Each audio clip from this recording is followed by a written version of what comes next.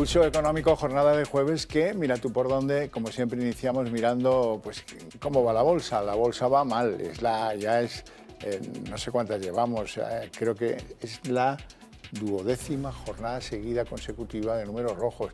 Hoy 1,02% abajo el índice, 7.806 de caída el índice general y bueno, todo replegado, todo en fin contenido, bastante mal, con algunas compañías que sí que es verdad que han sabido aprovechar la ventaja. Hoy es el caso de Iberdrola, 1,16 arriba, es el caso de Acciona, ya mucho menor, 0,87 arriba, o es el caso de ACS también por este entorno, 0,81 arriba. En el lado de los que han tenido peor ejecutoria, Arcelor pierde 6,13, Fluidra se deja en la sesión 5,27 y Acerinox pierde 5,08. Vamos a continuación a dos de los temas que yo creo que más les van a interesar del debate económico que mantenemos aquí cada tarde con los mejores expertos para que ustedes no se pierdan ni una pizca de las cosas que la economía nos obliga a conocer. Bueno, pues en ese debate tenemos que hablar de la noticia estrella del día de hoy, que es que se ha caído Pedro, como Saulo, se ha caído del caballo y finalmente ha aceptado, eso sí, en una temporalidad un tanto esquiva, del 1 de octubre al 31 de diciembre, como si el frío se acabara el día 1 de enero, ha decidido que es correcto, somos los últimos de Europa en hacerlo, que el IVA del gas baje del 21% al 5%.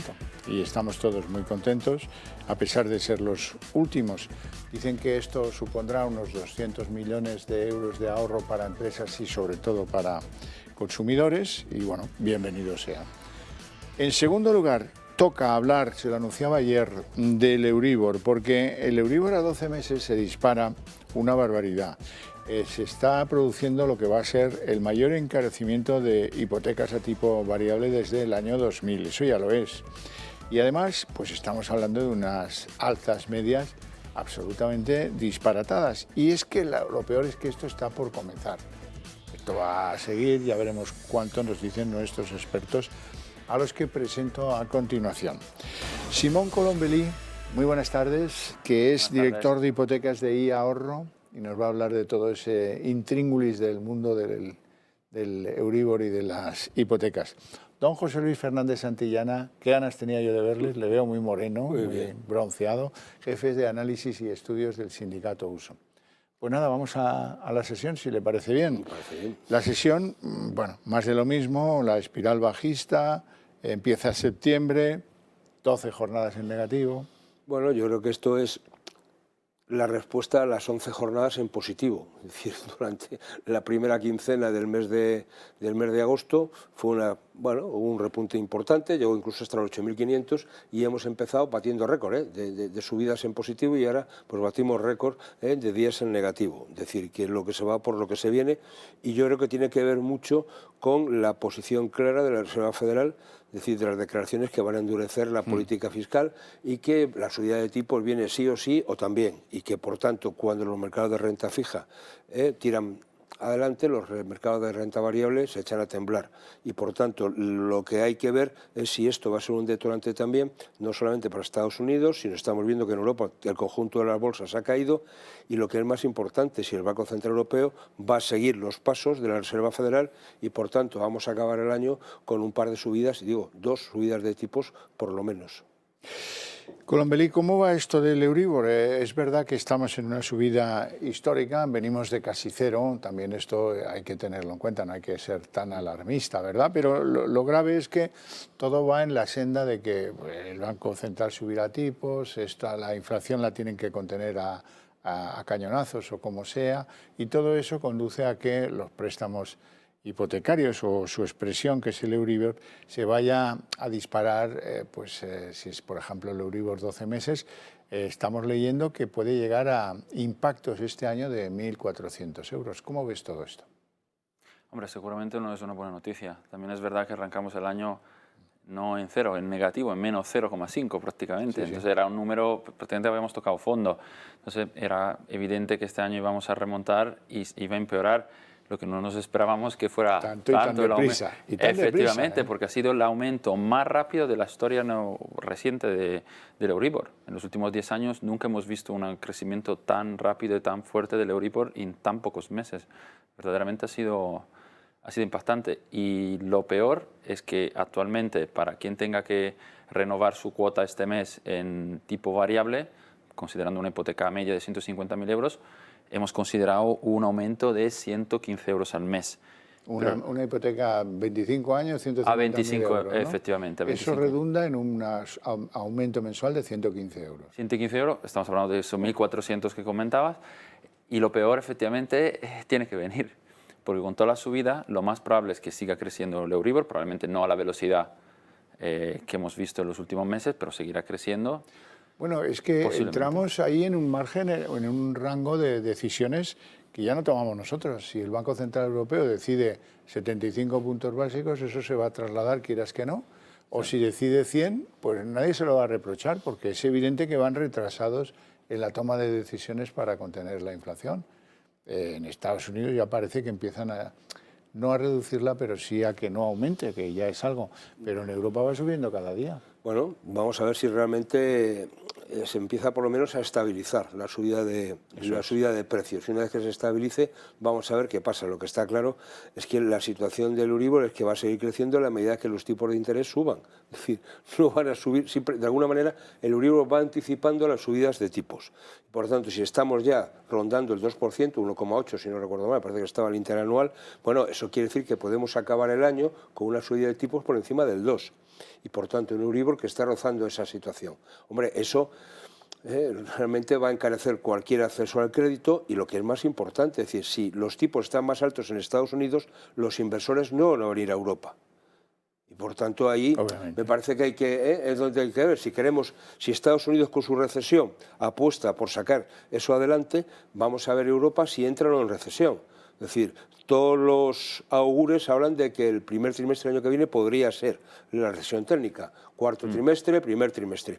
Hombre, los datos que están avanzando es que a lo mejor podemos entrar en negativo ya este tercer trimestre, con lo cual la situación puede ser más que preocupante. Bueno, volveremos a este asunto porque me interesa mucho qué se palpa a pie de calle, qué hace la gente, cómo lo vive, si esto retrae o acelera, ya veremos. Ahora vamos a ver enseguida, pero antes permítame que introduzca el primer tema de impacto para la sociedad española del día de hoy, que sin duda alguna es el anuncio del presidente del Gobierno, Pedro Sánchez, que dice que por fin va a haber una rebaja del IVA del gas del 21 al 5. Somos los últimos de Europa. Aquí don José Luis es testigo, lo estábamos comentando al inicio, dice, el Partido Popular hace 5 meses que lo reclama, pero nosotros llevamos 10. 10 o más. O más. O más. Sobre todo porque nosotros lo que del sindicato lo estamos defendiendo es que esos bienes que son esenciales para poder vivir, agua, gas, ¿qué sentido tenía reducir el IVA de la electricidad y no del gas? O sea, o por ejemplo el del agua. Es decir, oiga, pero ¿por qué no? Es decir, son cosas que son esenciales para poder mantener un mínimo nivel de vida, ¿no? Entonces, oiga, todo eso tiene que ser estructuralmente al tipo súper reducido. Por tanto, lo que está haciendo el Gobierno, nos demos cuenta, no son medidas estructurales, sino son parches a corto tiempo. El señor Pedro Sánchez, no sé si tiene algún meteorólogo en la zona, pero lo que seguramente se le ha olvidado es que el invierno empieza a finales de diciembre. A partir del día 21 de diciembre empezamos el invierno. Oiga, y ahí ya no vamos a consumir gas, pues ya no ponemos la calefacción, ya no va a haber pobreza energética. Hombre, por favor, dé usted una cierta estabilidad y al menos llévelo hasta finales de marzo y por tanto cuando llegue la primavera, bueno, pues ya está. No le quedará más remedio porque en diciembre el precio del gas es que el invierno empieza en diciembre. Claro. Bueno, pero ya sabe usted que aquí vamos de improvisación en improvisación hasta la derrota que yo espero en las próximas elecciones. Hasta el infinito y mucho más, que dice un dibujo animado. Eso es. Bueno, ¿cuánto va a significar, se preguntarán ustedes, esta rebajilla, este parchecillo que pone Pedro Sánchez? Bueno, pues han calculado la cifra y será entre 8 y 10 euros para los que están en tarifa regulada, que en el gas también está esto de la tarifa regulada y la tarifa libre, y los que están en el mercado libre tendrán una rebaja más suculenta, unos 19 euros por factura, por la factura típica que recibimos del gas. Bien. Bueno, bienvenido sea, quiero decir, si todas estas cosas se alivian un poquito, bienvenido sea. Lo que hay que recordar a la gente que nos está viendo es que la gente que estamos, yo me incluyo en ellos, en la tarifa libre en el mercado eléctrico, la factura eléctrica, somos los que estamos pagando una parte de ese tope al gas. Es decir, que a mí se me ha incrementado la factura casi en un 20%, con un detalle que es complemento al tope del gas. Y por tanto eso me ha metido este mes unos cuantos euros de más, que haciendo la cuenta con la habitual viene a ser un 20%. Oiga, ¿no me gusta rebajar la factura? Pues hay un conjunto de ciudadanos españoles a quienes no le ha rebajado la factura eléctrica, sino que como consecuencia de esa medida se le ha incrementado. Ojo, que estoy estupendo que se tope el gas, que se paren los precios, etcétera. Pero oiga, vamos a ver si no jugamos con el bolsillo del consumidor, que al final somos los que pagamos. Una vez más, esas alegrías que nos prometía el tope del gas, las terminamos pagando todos. Claro. Esta fiesta, esta ronda la pago yo, ¿no? Podría ir a presupuestos, pero eso no le gusta a Sánchez.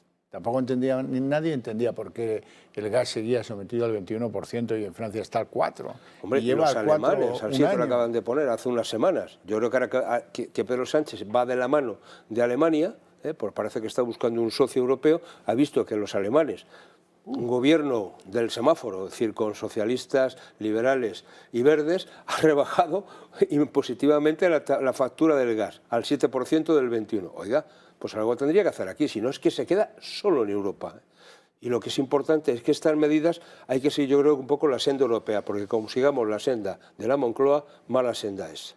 A ver si la senda europea nos saca del radicalismo furibundo de lo verde, que, bueno, a ver si Sánchez aprende algo, que un gobierno europeo, el alemán, con verdes en carteras ministeriales, está pasando de las emisiones, vamos, como que viene y es urgente producir electricidad por carbón o mediante carbón.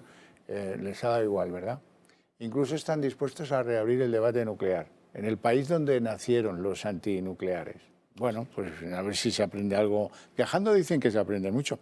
Don José Luis, tenía yo muchas ganas de tenerte aquí para preguntarte. Alguien ha calculado la pérdida de poder adquisitivo de los trabajadores. Y alguien dice, ese mismo alguien dice que es aproximadamente de 1.360 euros cada año por la inflación. ¿Estaría usted de acuerdo con este cálculo? Sí, incluso me parece que es una estimación corta. Es decir, yo simplemente pongo, si consideramos cómo acabamos 2021, donde el IPC acabó en el 6,5 y la subida media de los convenios fue el 1,4.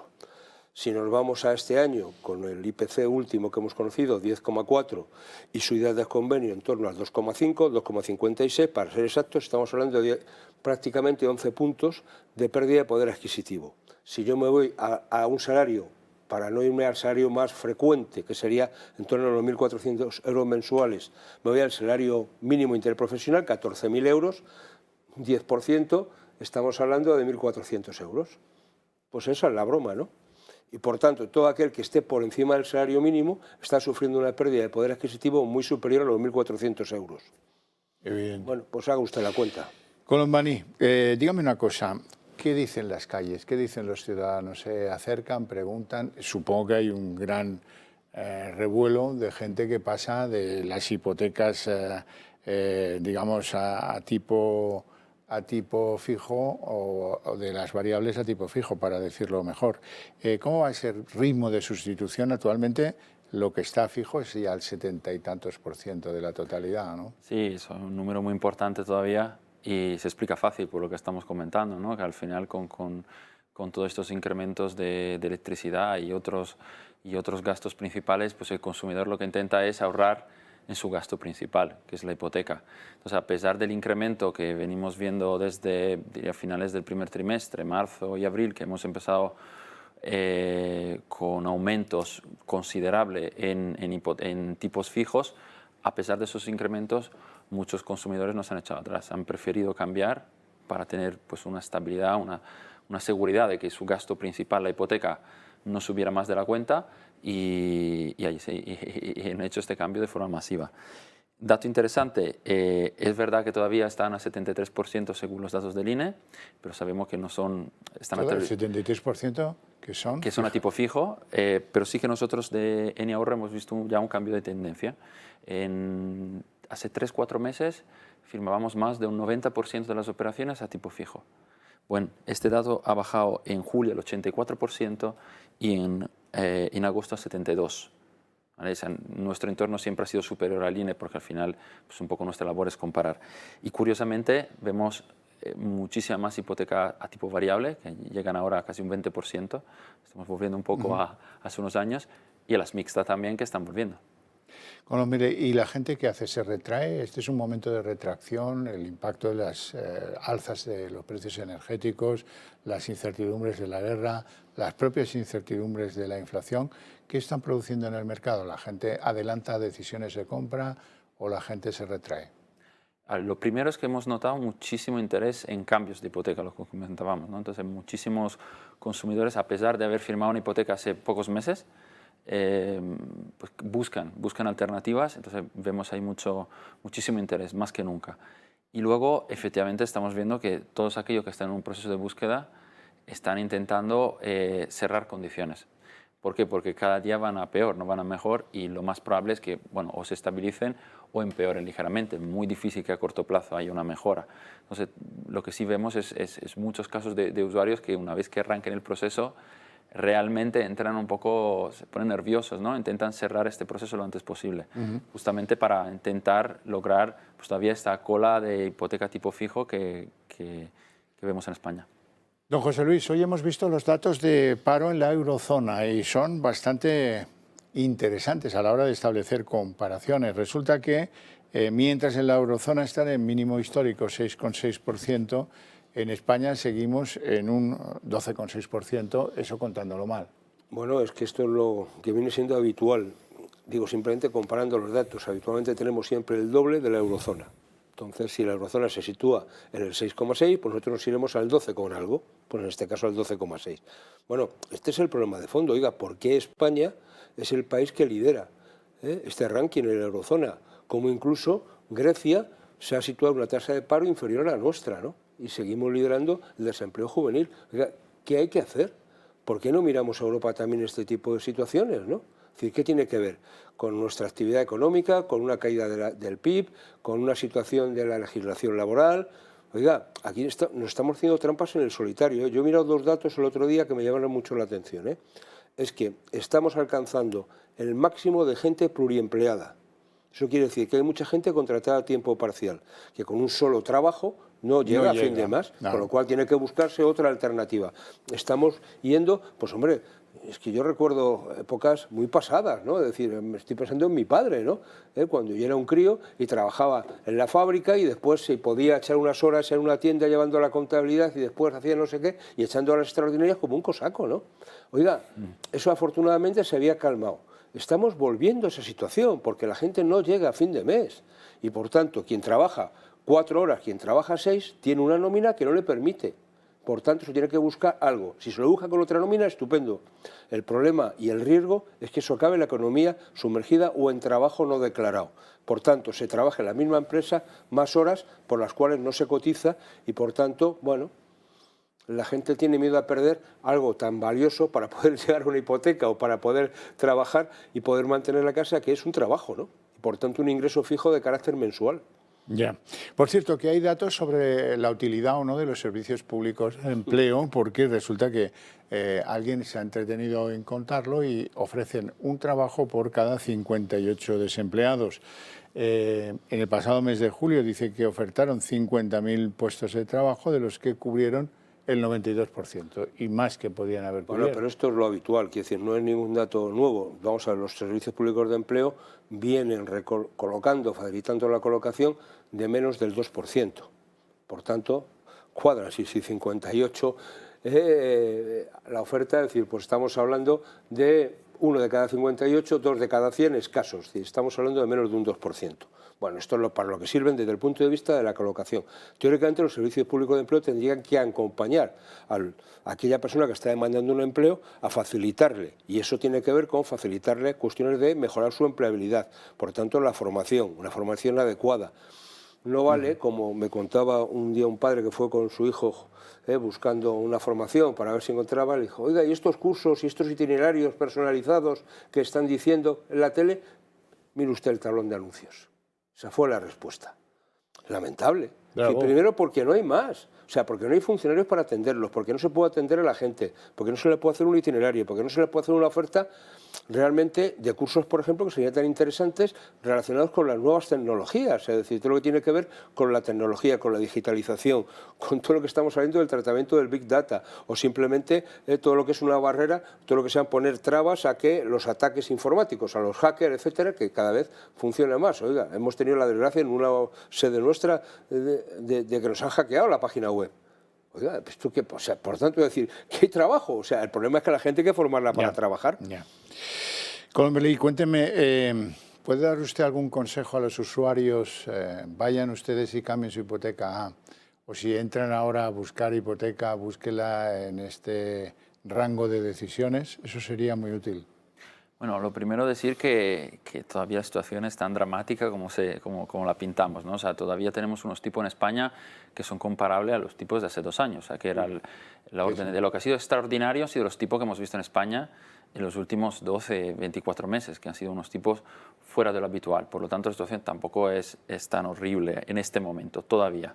Ahora, sabemos, por lo que hemos estado comentando, que el Banco Central Europeo va a subir la tasa de depósito, que tendrá un impacto en el Euribor, que eso implica subir las hipotecas variables.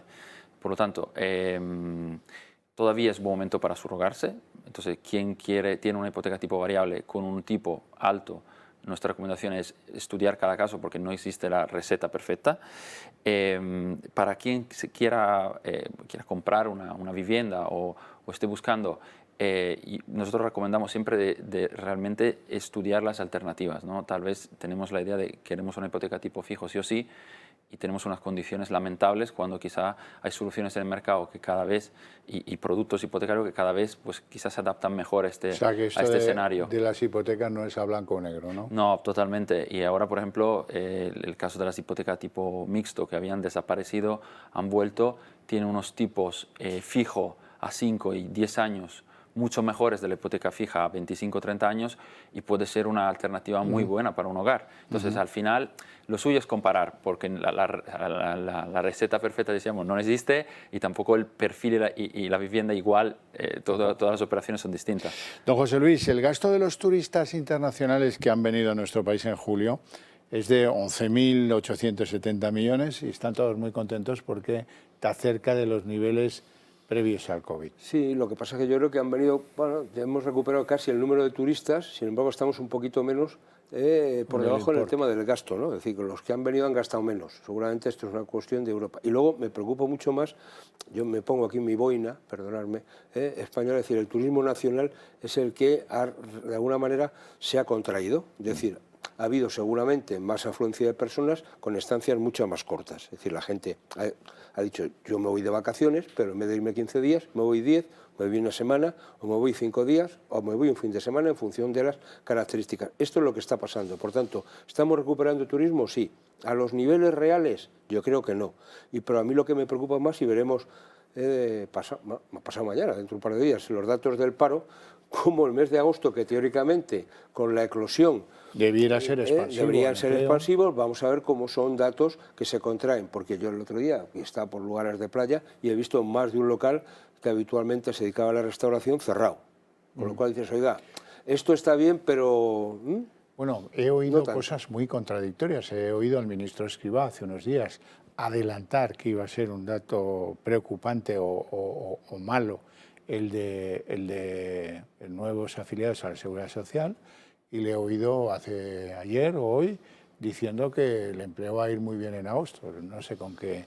Pues yo no creo que el empleo vaya bien en agosto, y los datos, digo, si comparamos con lo que pasó en el mes de julio, es que la primera quincena de julio fue relativamente bien, la segunda fue horrorosa. Y yo creo que aquí puede pasar exactamente lo mismo. Habrá que ver lo que pasa la última semana de agosto, y los últimos que puede ser tremenda, ¿no? Y eso puede ser la auténtica sangría de los datos del desempleo. Pues quedamos emplazados para comentarlos así que aparezcan y podamos interpretarlos. Bien, no tenemos tiempo para más, tenemos que dejarlo aquí. Yo les agradezco mucho a ambos su presencia y sobre todo sus opiniones para tenernos ilustrados en el tema del Euribor, que es muy importante para la sociedad española, y por supuesto en el tema del empleo, que también.